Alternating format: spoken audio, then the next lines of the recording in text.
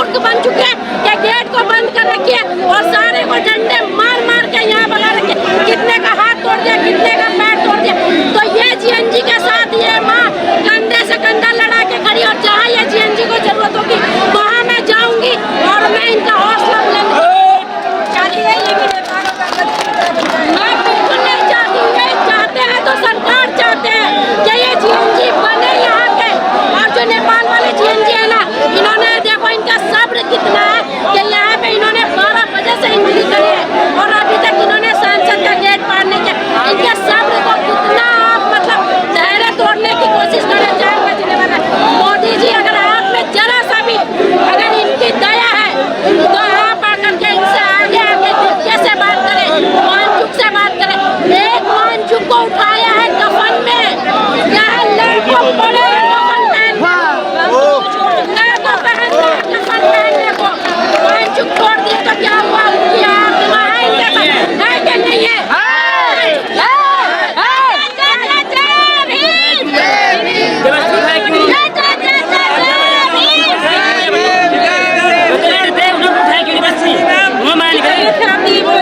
नहीं वो तबियत खराब होती है, खुद बताते देश का युवा सुनता उन्होंने जबरदस्ती उठाया है।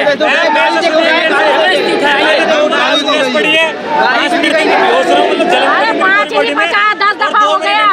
वो अच्छा हो गया, नी में नहीं लगा, मेरे काफ में लगा। मैम ये मेरी चूड़ी देखिए, मैम टूटी है, किसी को ये बताओ मैम, तो चूड़ी टूट गई है। ये देखो मैंने शपथ ली है कि आज मैं 6 किलोमीटर का रास्ता जरूर पार करूंगी और जीएनजी के साथ ना और मैं सांसद के गेट पे हाजिर हूँ। मेरे पैर में देखिए अभी चप्पल नहीं है। क्या नाम है मामा? मेरा नाम है और मैं कुरैशी से आई हूँ। और ये सरकार को मैं चाहती हूँ कि ये जल्दी से जल्दी इस्तीफा दे, क्योंकि ये हमारी जीएनजी का सवाल है, ये हमारे डॉक्टर का सवाल है। क्योंकि यहाँ पे डॉक्टर पढ़ेंगे नहीं तो अंगूठा छाप डॉक्टर आएगा। किसी को बुखार की जगह पे मलेरिया की पढ़ा लिखे डॉक्टर चाहिए, मुझे पढ़ा लिखा जीएनजी चाहिए। एक लाइन में कहना चाहूँगा, divided by BJP, united by this strike. Ma'am आप देख सकते हैं कि अलग अलग धर्म के लोग हैं मैम, धर्म का चश्मा पहनाया जा रहा है कि हमें हिंदुओं को खतरा है ना। I am Hindu ma'am, okay I am Hindu, Yash Purohit मेरा नाम। कहाँ खतरा है मैम? कहाँ मैम कहाँ खतरा है मैम? कहाँ खतरा है मैम से? मुझे मैम से कोई खतरा नहीं। कुछ मेरे दोस्त हम न्यूज़ चैनल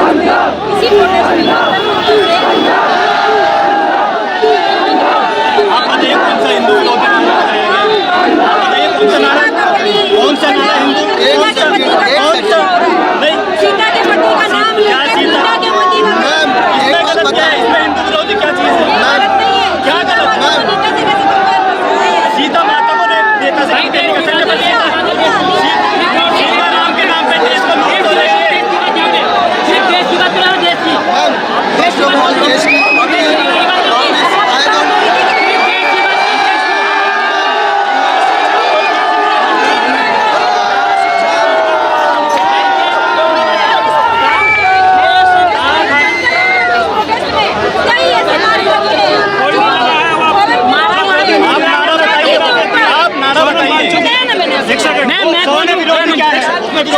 सीता जी का पति नहीं है ना? क्या सीता जी का बेटा नहीं है ना?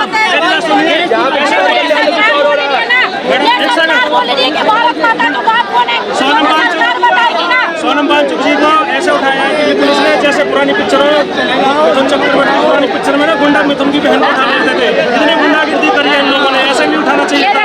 क्या ये आतंकवादी था क्या? देश का बात नहीं है, बाहर का थोड़ी है। क्या गलती करती थी जिस वजह से उनको उठाया गया?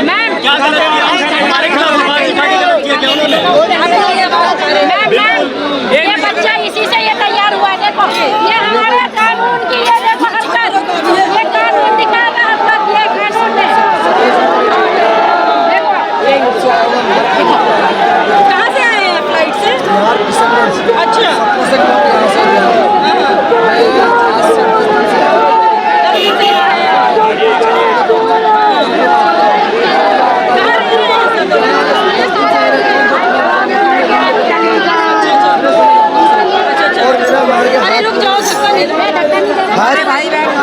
देखिए पूरा ये ठंडे वाले टी-शर्ट की ये क्या है निशान?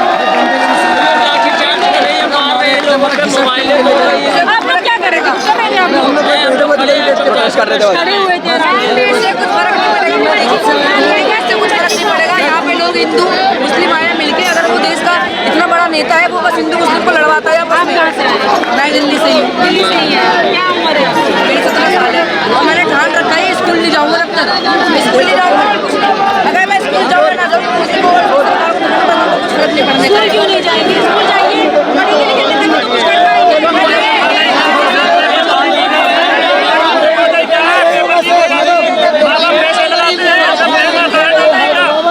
पैसा गायब था, माँ बाप की मेहनत में सारी पानी बह गया। बड़ी नेता खड़ा होगा, बताओ आप देख रहे हैं आपके सामने ये जो भी है। अगर ये हमारे देश का बीजेपी का नेता होगा तो फुल सेट में सिक्योरिटी मिलती। फुल यहाँ पे ऐसे बैठे हैं जनता लोग इधर उठा के लेकर आ रहे हैं, जल्दी से आतंकवादी भी करते अभी तो उसका कोई नाम नहीं है। मैं कौन हूँ ये बताओ? हाँ मैं अब तो मैं कौन हूँ? आप बता देते मैं कौन हूँ? अभी मैं तो मेरा होता ना, तो मेरा होता आतंकवादी के लिए है ना तुम्हें? आतंकवादी बोलते हैं कि आतंकवादी है। अभी तो मैं कौन हूँ? मैं कौन हूँ बताओ? आप नागरिक है।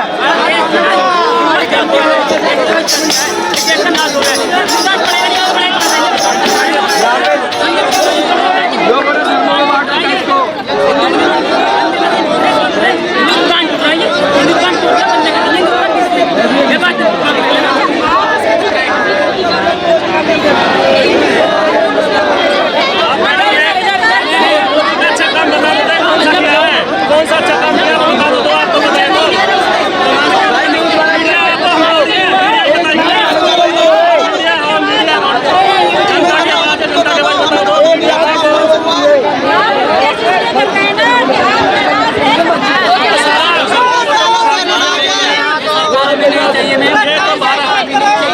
ये तो भारत को छोड़ के पूरे विदेशों में जितना मोदी बाहर घूम रहा है उतना यहाँ घूम लेगा, एक दिन की समस्या हल हो जाएगी। 10 मिनट के लिए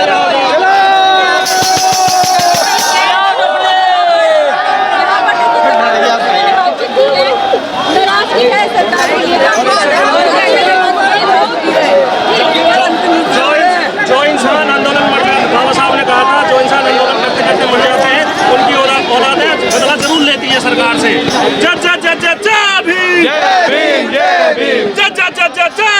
सीएम योगी आदित्यनाथ के नेतृत्व में उत्तर प्रदेश ने जल संरक्षण के क्षेत्र में ऐसा कीर्तिमान स्थापित किया जिसने पूरे देश के लिए एक नया मॉडल तैयार कर दिया है। मुख्यमंत्री योगी आदित्यनाथ के निर्देश पर रिकॉर्ड 20,000 अमृत सरोवर बनाए जा चुके हैं और पिछले 5 वर्षों में करीब 2.25 लाख तालाबों का निर्माण और जीर्णोद्धार किया गया है। अमृत सरोवरों के निर्माण में उत्तर प्रदेश देश में पहले स्थान पर है और पूरे देश में कुल अमृत सरोवरों में करीब 27% हिस्सेदारी अकेले सिर्फ और सिर्फ उत्तर प्रदेश की है। पिछले 5 सालों में जल संबंधित कार्यों पर 16,000 करोड़ से अधिक का काम किया गया है, जिससे प्रदेश के ग्रामीण क्षेत्रों की तस्वीर बिल्कुल बदल चुकी है। जल संरक्षण की इसी व्यापक मुहिम का असर अब खेती, भूजल स्तर, पर्यावरण और ग्रामीण अर्थव्यवस्था पर साफ दिखाई देने लगा है। जल संरक्षण बढ़ाने के लिए पहले मनरेगा के तहत कुल 266 अनुमान्य कार्यों में से 78 कार्य जल संरक्षण से संबंधित है। वहीं अब बीबी राम जी के तहत कुल 318 अनुमान्य कार्य है, जिनमें 107 कार्य जल सुरक्षा और जल संरक्षण से संबंधित है। इसमें चेक डैम का निर्माण, सोकपीट का निर्माण, rooftop rain water harvesting structure, तालाब का निर्माण, जलाशयों का पुनरुद्धार, बांधों का निर्माण, बेड़बंदी, पौधारोपण शामिल है। जल संरक्षण के मामले में उत्तर प्रदेश ने अन्य राज्यों को काफी पीछे छोड़ दिया है। अमृत सरोवर के निर्माण में दूसरे स्थान पर मध्य प्रदेश है, जिसकी तुलना में उत्तर प्रदेश लगभग 3 गुना आगे है। और ये उपलब्धि सिर्फ सरकारी निर्माण कार्य तक सीमित नहीं है, बल्कि ये तो गांव-गांव में जल स्रोतों के संरक्षण और पूर्ण जीवन को जन भागीदारी से जोड़ने का एक बहुत बड़ा परिणाम है। योगी सरकार ने अमृत सरोवर योजना को केवल एक निर्माण परियोजना नहीं रहने दिया, बल्कि इसे जन भागीदारी का अभियान बनाया, इसे जन जन तक पहुंचाया। गांवों में पुराने तालाबों का पूर्ण जीवन, नए जलाशयों का निर्माण, वर्षा जल जो है असंचयन और जल स्रोतों से संरक्षण को व्यापक स्तर पर आगे बढ़ाया गया। इससे ग्रामीण क्षेत्रों में पानी की उपलब्धता बढ़ी, जल संकट से जूझ रहे इलाकों को स्थायी समाधान मिलने लगा, खेती, भूजल और पर्यावरण को मिल रहा बड़ा सहारा। अमृत सरोवरों और तालाबों के निर्माण का सबसे बड़ा लाभ कृषि क्षेत्र को मिल रहा। सिंचाई के लिए पानी की उपलब्धता बढ़ने से किसानों को राहत मिली है, भूजल स्तर में व्यापक सुधार आया है, जलाशयों के आसपास हरियाली बढ़ी है, जैव विविधता को बढ़ावा मिला है, स्थानीय स्तर पर पर्यावरण संरक्षण को नई मजबूती मिली है, ग्रामीण अर्थव्यवस्था को मिला नया आधार। जल संरक्षण अभियान का सकारात्मक प्रभाव ग्रामीण आजीविका पर भी पड़ा है। अमृत सरोवरों में मत्स्य पालन, पशुपालन, सिंचाई और अन्य आजीविका गतिविधियों के नए अवसर विकसित हुए हैं। वीवी राम जी के माध्यम से बड़ी संख्या में लोगों को रोजगार मिला, जबकि जल उपलब्धता बढ़ने से कृषि उत्पादन और किसानों की आय में वृद्धि हुई है। जल संरक्षण में राष्ट्रीय मॉडल बना उत्तर प्रदेश योगी आदित्यनाथ के नेतृत्व में जल संरक्षण को विकास, पर्यावरण, ग्रामीण अर्थव्यवस्था से जोड़कर एक ऐसा मॉडल तैयार कर दिया जिसे देश के अन्य राज्यों द्वारा भी अपनाया जा रहा है। अमृत सरोवर तालाब के पूर्ण जीवन और व्यापक जल संरक्षण कार्यों ने यह साबित किया कि सुनियोजित नीति, जन भागीदारी और प्रभावी क्रियान्वयन के माध्यम से जल संकट का स्थायी समाधान संभव है। मुख्यमंत्री योगी आदित्यनाथ के नेतृत्व में उत्तर प्रदेश आज जल संरक्षण के क्षेत्र में देश के लिए एक प्रेरणादायी उदाहरण बनकर उभरा है। जो मैसेज देना चाहता मैसेज दो देश को।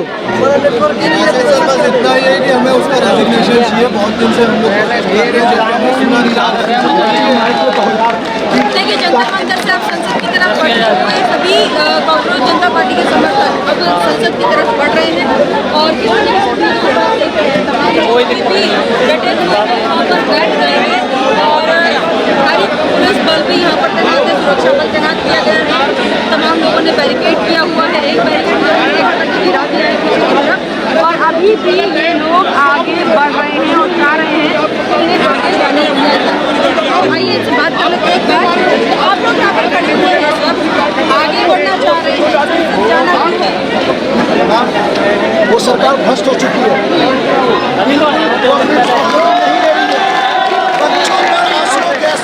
बच्चों पर जो शांति प्रिय तरीके से सबका हम लोग तिरंगा है, ये तिरंगा की आवाज़ है। अब ये युवाओं के साथ ना जो कहते हैं जंगी पीढ़ी के साथ भाई आ गए, उनके माता पिता आ गए, उनकी बहन आ गई, उनके पड़ोसी आ गए, पूरा देश आ गया है।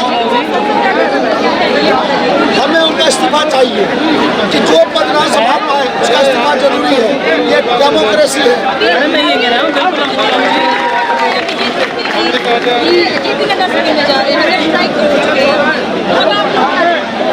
उनको ले गए हैं, अब वो वहाँ पर बात रखेंगे, है ना। वो तो मोदी मीडिया वो तो कुछ भी कहेगी, वो तो सोनम जी पे भी आरोप लगा दिए। मैम, अगर वो मोदी मीडिया एक ऐसी मीडिया है, आज भगत सिंह भी जिंदा होते, सुभाष चंद्र भी बहुत जिंदा होते, जिस वजह से सुभाष चंद्र बोस जर्मनी में जाकर सेना इकट्ठा कर फिर आज़ादी की लड़ाई लड़ी। अगर वो जिंदा होते ना, आज मोदी के सहयोग में उनको देशद्रोही करके उनको खुद फांसी दे देते। ये लोग इतने गंदे लोग हैं, भ्रष्ट लोग हैं। इनके दरबार में न केवल चोर है, चोर, भ्रष्टाचारी, डकैत, खूनी। आप देख लो बंगाल के मुख्यमंत्री को देख लो, आप बिहार के मुख्यमंत्री को देख लो, 7 क्रिमिनल केस, मर्डर केस, और 7वीं पढ़ा लिखा के वो देश चलाएंगे। ये वक्त आ गया, ये युवा देश चलाएंगे, जब शिक्षित व्यक्ति चलाएंगे। और जो सरकार करेगी उसको रिजाइन देना होगा। जब तक इस्तीफा नहीं देंगे हिलेंगे नहीं। अच्छा, जब तक इस्तीफा नहीं होगा आप सड़क पर रहेंगे? नहीं, अभी तक आंदोलन चलेगा। आप क्या समझ रहे हो कि आंदोलन आज खत्म हो जाएगा? अभी तो पूरा अगस्त का महीना भी काशी बोलेगा बम बम और इनको देना पड़ेगा इस्तीफा। अब ये धर्म की लड़ाई नहीं है, ये कोई जाति की लड़ाई नहीं है। सब हिंदू, मुस्लिम, सिख, ईसाई, पूरा भारत एक मंत्र है। बंगाल से, बिहार से, राजस्थान से सभी युवा आ गए। आज जो टीवी आप लोगों के माध्यम से जो माता पिता देख रहे हैं, उनको भी लग रहा है कि ये हमारे बच्चों की लड़ाई है। आज जिनका जमीन जगेगा नहीं ना, तो उनके बच्चों से सवाल पूछेंगे कि जब देश में बदलाव हो रहा था तो तुम किस कोने में जाकर सोए हुए थे। ठीक है, देखिए यहाँ बदलाव की मांग की जा रही है।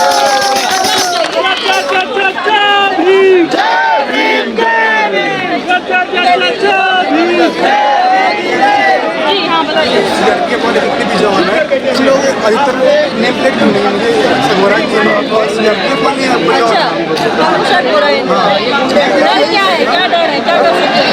हम बात है मैम, जैसे घर चला चुके हैं मैम, 4 बार लड़ चुके हैं, आप करें क्या डर है लेकिन आप आपको? प्रोटेस्ट में उनका कहना नहीं मानेंगे तो मैम क्या कहना नहीं मानेंगे मैम, आपने ये धक्का नहीं दिया। मैंने कुछ नहीं किया है मैम, हम लोग जहाँ पे थे वहीं पे खड़े हुए हैं, हमारी एक सीमा रेखा है, उस रेखा को हमने नहीं पीछे। देखिए मैं भी जो है प्रोटेस्ट की बात कवर कर रही हूँ। सीमा रेखा से जो भी आगे निकला है, जो भी बैरिकेड, 3 बैरिकेड तो मेरे सामने तोड़ दिए, 3 बैरिकेड के ऊपर चढ़ गए, बैरिकेड तोड़ दिए, उसके बाद ये बैरिकेड। युवाओं की बातें सुनने के लिए क्या धर्मेंद्र प्रधान और मोदी जी के पास समय नहीं है?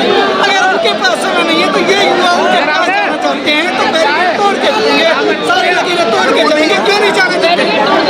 बैरिकेड तोड़ के जाएंगे डेफिनेटली, क्यों नहीं जाने देते?